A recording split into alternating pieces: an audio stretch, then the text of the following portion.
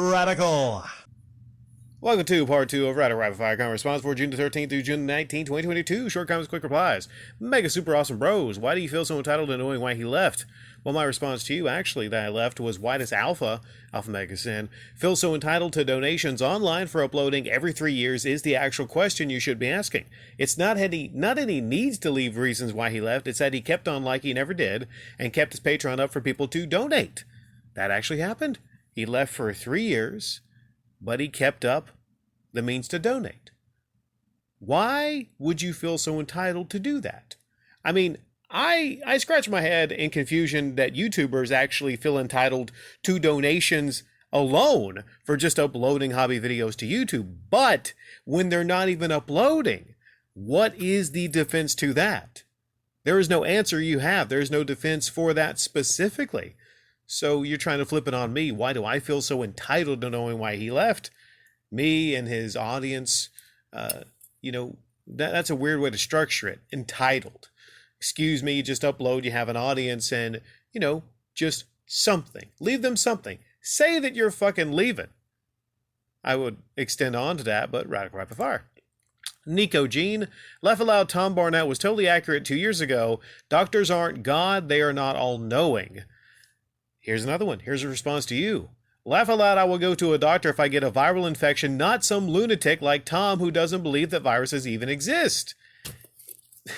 What happens is sometimes, and it's mostly just idiots that stop by those Tom Barnett uploads, right? You are an idiot if you don't believe viruses exist. You are a lunatic if you do not believe in viruses. Sadly, what happens is Tom Barnett, even if he truly actually doesn't believe in viruses, he might actually just be, a self-admitted cult leader, actually just fooling everybody online. He might not even believe in what he says, which is a possibility. I just find it very hard to believe that there are human beings walking this earth that don't believe in viruses. So when you say he's totally accurate, you're not talking about Tom Barnett on viruses, okay? Now, when it comes to other things, I mean, he might be accurate. He might be a specialist in other things, possibly. But I wouldn't take his advice really on anything because I would ask him after he gave me advice, okay, where are we on the viruses things? Do you admit that you were wrong on saying that viruses didn't exist? And then I would walk away if he says, no, they don't exist.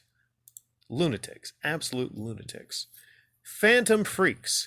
I don't really like Review Tech USA, but it is bullshit that YouTube sided with a false flagger and a previously banned user who got banned for posting hate speech on his now terminated channel. This is only going to blow up in YouTube's faces over their own competence. I will disagree with you on this. You said it's only going to blow up in YouTube's faces. No, it's not. Phantom Freaks, here's the deal. YouTube does whatever YouTube wants to do. YouTube will silence anyone on YouTube that they want to because it's their house. They make the rules. Their policy guidelines, as if YouTube decides what YouTube wants to do. It's your guidelines. Let's say you have some kids and, they got some friends and you tell your kids, okay, you can only hang out with this kind of person. They have to have good grades or whatever. And then, you just don't like the kids that your kids are hanging out with. Guess what? You could just be like, you know what? You are never seeing Billy and Tommy ever again. They're a bad influence. YouTube is like the father in this situation. YouTube runs everything. So you're just wasting your breath actually complaining about YouTube on YouTube, really. I mean, you can give your thoughts on it, but if all these people complaining about it, that they're going to right YouTube or bring YouTube to a point where they're doing the right thing, no, you're not. They'll always just come up with some way to wiggle out of making their decisions. Red Strauss 97. Oh yeah, the fact that YouTube itself is fully involved in this is quite interesting to me. I just find this whole situation shocking and surprising, honestly. It makes me wonder if Quantum Leap knows people working for YouTube and is friends with them or is related to someone that is hype in the company. It's possible. It's very possible. When you look at it and you're thinking to yourself, okay, now why would YouTube side with someone like Quantum Leap? Because, again, they have their policies or whatever, and he broke a lot of their policies. Hell, he was banned and terminated before. So what is different now, huh? What is different now? It could be a situation where YouTube just flipped the coin flipped a coin and said, all right, Act Man, you're the one we're gonna teach a lesson to. Could just be something as simple as that. But it is a possibility.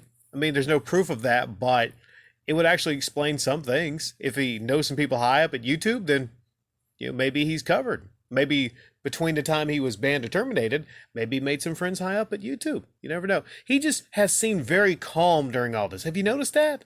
Quantum Leap has seemed very calm, like he just was aware of something everyone else wasn't aware of. The other guy. Why are you starting things about Alpha when you literally been crying for 2 years? Why don't you get off your fat butt and make real content? Alpha has seen a lot of people die. Keep and make fun of him, and maybe you'll get your break speed off soon. Okay, that's one of the stupidest comments I ever got on YouTube, and I've gotten a lot of stupid comments. This is my reply to you.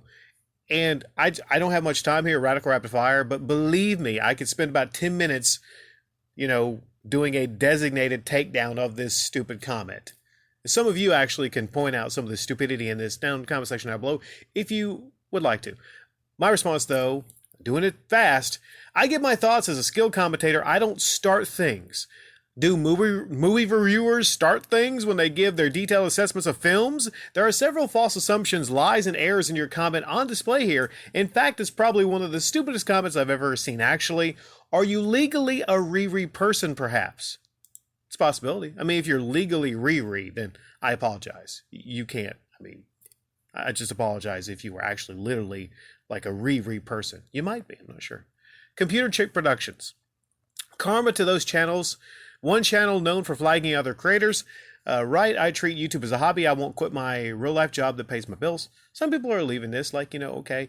Review Tech USA has a history of false flagging channels, doing stuff that people say he said that he regrets, but I think he might regret those things because he actually was shown that he did those things. But let's say he actually maybe regrets that in the past. He still did the things. He still flagged other creators on YouTube. And by creators, I use that term loosely because there actually were some creators that people listed. I'm looking at them like, okay, creators. If you take Review Tech USA uploads and all you upload to your channel is barely edited uploads from Review Tech USA, then you could also use the argument, is that really, are you creating anything, really? But I understand how some people see those channels as actually creation channels, but I'm not going to get into that. You said you won't quit your day job that pays your bills. Exactly. Amen to you, Computer Chick Productions. It doesn't matter how big you get on YouTube. Okay, do not quit your day job. Do not quit your day job. Because, you think you're working at YouTube. Like I said before, YouTube at any moment in time can choose to do whatever they want to your channel. You could plead your case. You could try to take YouTube to court. Okay, good luck with that. Good luck with that. But no, don't put all your eggs in the YouTube basket. Very, very smart lady there, Computer Chick. Very smart lady you are. Snake Pliskin. You don't want to grow your channel because you would have to sacrifice your morals, but you want to avoid Actman altogether. What are these morals you speak of exactly? There was a detailed response I gave to you, but to extend upon that a little bit, let's talk about Scotty Kilmer. And a lot of people like Scotty Kilmer. They go to that channel. And the thing about Scotty Kilmer is it's kind of a mixed bag. He has okay uploads, response uploads. He's actually increased his quality of some of the uploads I have seen, like little mini documentaries. So I say it's a mixed bag.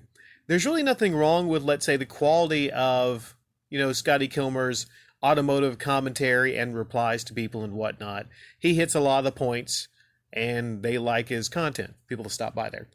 When I say sacrifice the morals, I mean the clickbait. The shameless clickbait. He's leaving titles like Toyota going out of business, Chevy going out of business, I'm mad as hell, a customer ruined my car, or, something like that. And he leaves these titles knowing full damn well that there's going to be people clicking on them, and it's not even, in some cases, that's not even anything about the upload. some of the worst shameless clickbaiting I've seen from a channel with over 1 million subscribers. So I'd say not only is he one of the worst clickbaiters, he's one of the worst big channel clickbaiters. Scotty Kilmer sacrificed a lot of his morals when he decided to go full force into clickbaiting. When Scotty Kilmer's clickbaiting, he's taking views away from other high-quality automotive channels. Other automotive channels could do exactly what Scotty Kilmer does, but they have better morals to not do what he does. It's shameless, the amount of clickbaiting he is doing. It is absolutely shameless.